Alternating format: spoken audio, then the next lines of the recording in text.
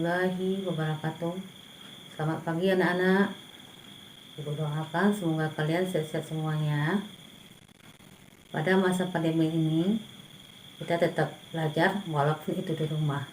Dan ibu minta supaya kamu tetap semangat dan memperhatikan protokol kesehatan, cuci tangan, pakai masker dan jaga jarak. Anak-anak ibu, sebelum belajar marilah kita berdoa menurut agama dan kepercayaan masing-masing. Berdoa dimulai.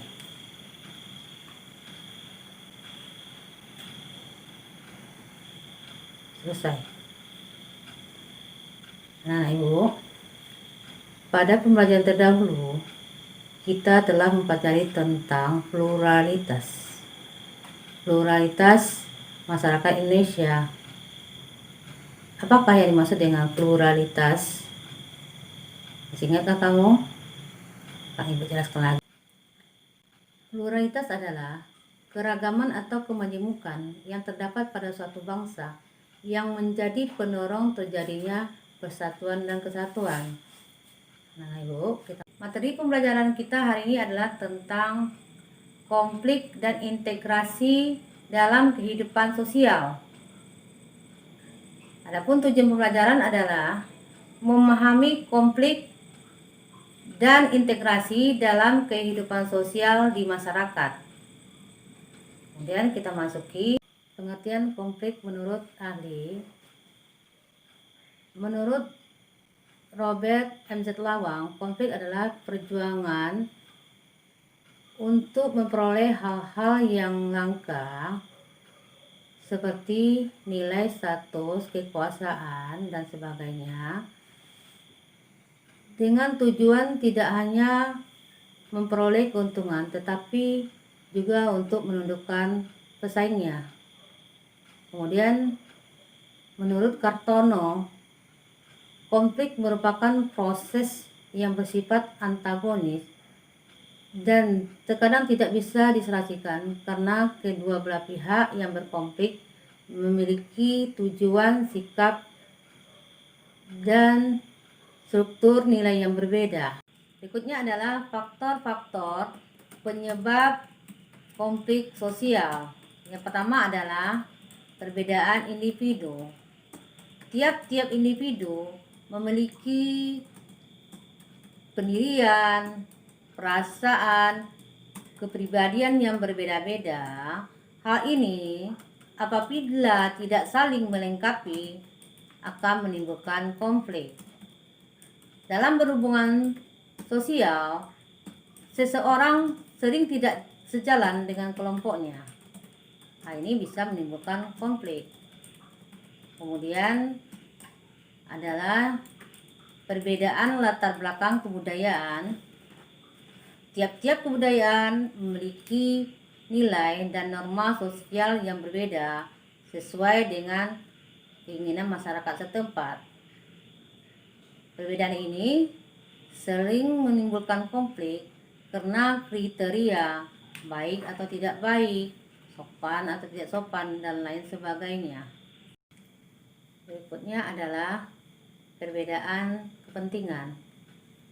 Tiap individu atau kelompok memiliki kepentingan yang berbeda-beda karena tiap individu memiliki perasaan, pendirian, dan latar budaya yang berbeda-beda. Berikutnya adalah perubahan nilai-nilai yang cepat.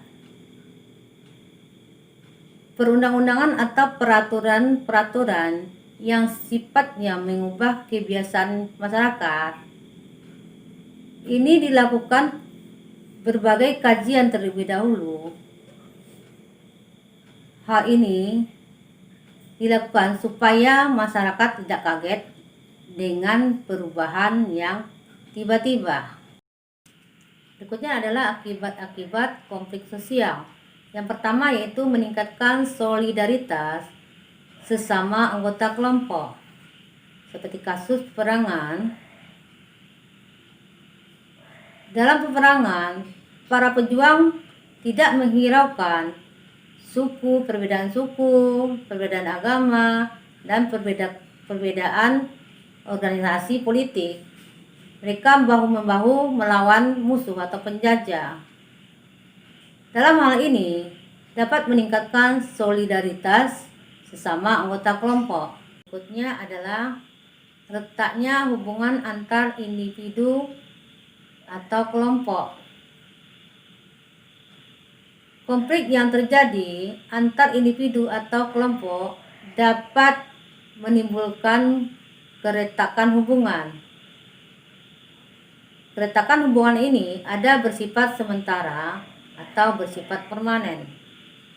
Kemudian berikutnya adalah terjadinya perubahan kepribadian para individu. Perubahan kepribadian dapat terjadi pada kedua belah pihak yang berkonflik atau bertikai. Kedua belah pihak ini dapat saling menyesuaikan atau saling mempertahankan kebenaran yang diyakininya. Akibat konflik berikutnya adalah hancurnya harta benda dan bahkan hilangnya nyawa manusia. Konflik yang berujung kekerasan fisik dapat menyebabkan rusaknya harta benda dan hilangnya nyawa manusia. Sebagai contoh, konflik yang diakhiri dengan peperangan. Kemudian anak, akibat berikutnya terjadinya akomodasi, dominasi, dan bahkan penaklukan salah satu pihak-pihak yang bertikai. Akomodasi adalah usaha manusia dalam meredakan pertikaian. Kemudian dominasi adalah suatu proses pengalihan kekuasaan pihak besar pada pihak yang lemah. Nah, Ibu, berikutnya kita masuki cara menangani konflik. Yang pertama adalah menghindar. Kadang orang merasa tidak perlu melanjutkan pertikaian. Orang ini akan menjauh dari masalah atau orang-orang yang bertikai. Nah, Ibu, berikutnya adalah cara menangani konflik. Yang pertama yaitu menghindar. Terkadang orang merasa bahwa tidak ada manfaatnya melanjutkan konflik dengan orang atau kelompok lain. Orang ini akan berusaha menghindar sesuatu yang dapat menimbulkan konflik atau orang yang bertentangan dengannya. Berikutnya, memaksakan kehendak. Terdapat individu atau kelompok yang memandang bahwa pendapatnya atau idenya yang paling benar. Dengan berbagai cara, konflik harus dimenangkan di pihaknya. Orang ini akan berusaha menguasai lawan-lawannya dan memaksakan kehendaknya dengan mengakhiri penyelesaian yang diinginkannya. Berikutnya adalah menyesuaikan kepada keinginan orang lain. Terkadang individu ingin diterima dan disukai orang lain. Orang ini merasa bahwa konflik harus dihindarkan dan meyakini konflik tidak perlu dibicarakan apabila akan merusak hubungan. Orang ini akan mengembangkan tujuan pribadinya demi mempertahankan hubungannya dengan orang lain. Berikutnya adalah tawar-menawar. Orang ini atau individu akan mengorbankan sebagian tujuannya dan meminta pihak lain mengorbankan sebagian tujuannya juga. Berikutnya adalah kolaborasi. Kolaborasi memandang bahwa konflik adalah suatu masalah yang harus diselesaikan dan mencari cara penyelesaian ini dengan memuaskan kedua belah pihak. Nah, Ibu, kita masuki integrasi sosial. Faktor-faktor terbentuknya integrasi. Integrasi adalah suatu proses penyesuaian unsur-unsur yang berbeda dalam masyarakat sehingga menjadi satu kesatuan. Unsur-unsur yang berbeda ini meliputi ras, etnis, agama, bahasa, kebiasaan, sistem nilai, dan lain sebagainya. Menurut Button, integrasi sosial adalah suatu pola hubungan yang mengakui perbedaan ras, tetapi tidak memiliki fungsi penting dalam perbedaan ras tersebut. Syarat terjadinya integrasi sosial menurut William F. Cockburn dan Mayer Nimkov. Yang pertama yaitu anggota masyarakat yang merasa mereka berhasil saling mengisi kebutuhan mereka.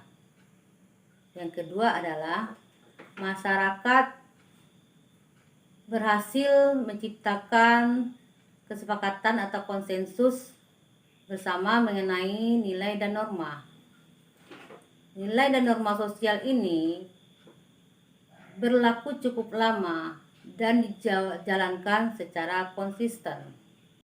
Berikutnya, faktor-faktor yang mempengaruhi cepat dan lambatnya proses integrasi. Yang pertama yaitu homogenitas kelompok. Pada masyarakat homogenitas rendah, integrasi akan cepat tercapai. Sebaliknya, pada masyarakat yang homogenitasnya tinggi, integrasi agak lambat tercapai. Kemudian, besar dan kecilnya kelompok.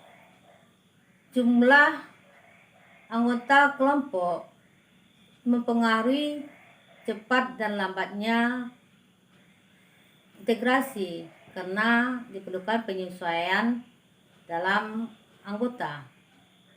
Kemudian mobilitas geografis.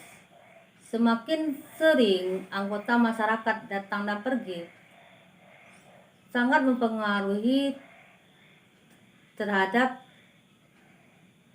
proses integrasi. Kemudian adanya efektivitas komunikasi. Efektif komunikasi sangat mempengaruhi integrasi dalam anggota masyarakat. Bentuk-bentuk integrasi sosial. Yang pertama, integrasi normatif, yaitu integrasi yang terjadi akibat adanya norma-norma yang berlaku di masyarakat. Sebagai contoh, Indonesia dipersatukan dengan semboyan Bhinneka Tunggal Ika. Yang kedua adalah integrasi fungsional. Integrasi yang terbentuk karena adanya fungsi-fungsi tertentu di masyarakat. Sebagai contoh, Indonesia terdiri dari berbagai suku bangsa, mengintegrasikan diri dengan melihat fungsi masing-masing, yaitu Bugis melaut, Jawa bertani, dan Minang pandai berdagang. Yang ketiga adalah integrasi kursif, yaitu integrasi yang dilakukan dengan cara paksa. Proses integrasi dilakukan melalui dua hal. Yang pertama yaitu asimilasi. Asimilasi adalah bertemunya dua kebudayaan atau lebih yang saling mempengaruhi sehingga muncul kebudayaan baru dengan meninggalkan sifat asli tiap-tiap kebudayaan. Yang kedua adalah akulturasi, yaitu proses sosial yang terjadi bila kelompok sosial dengan budayaan tertentu dihadapkan pada kebudayaan asing, sehingga kebudayaan asing diterima, diserap, dan diolah menjadi kebudayaan sendiri tanpa menghilangkan sifat asli kebudayaan si penerima. Berikutnya faktor-faktor yang mendorong integrasi sosial. Yang pertama, adanya toleransi terhadap kebudayaan yang berbeda. Yang kedua adalah kesempatan yang sama di bidang ekonomi. Yang ketiga adalah adanya sikap positif terhadap kebudayaan lain. Yang keempat adalah adanya sifat terbuka dari golongan yang berkuasa. Yang kelima adanya unsur-unsur yang sama dalam kebudayaan. Yang keenam adalah adanya perkawinan campuran. Yang ketujuh adanya musuh dari luar. Anak-anak ibu, demikianlah pembelajaran hari ini. Kamu kerjakan tugas yang pertama, yaitu menceritakan tentang perubahan nilai yang cepat di lingkungan tempat tinggalmu dalam bentuk video. Tugas yang kedua adalah sebutkan dan beri contoh faktor yang mempengaruhi cepat atau lambatnya proses sosial. Nah, ibu sudahi dengan Wassalamualaikum warahmatullahi wabarakatuh.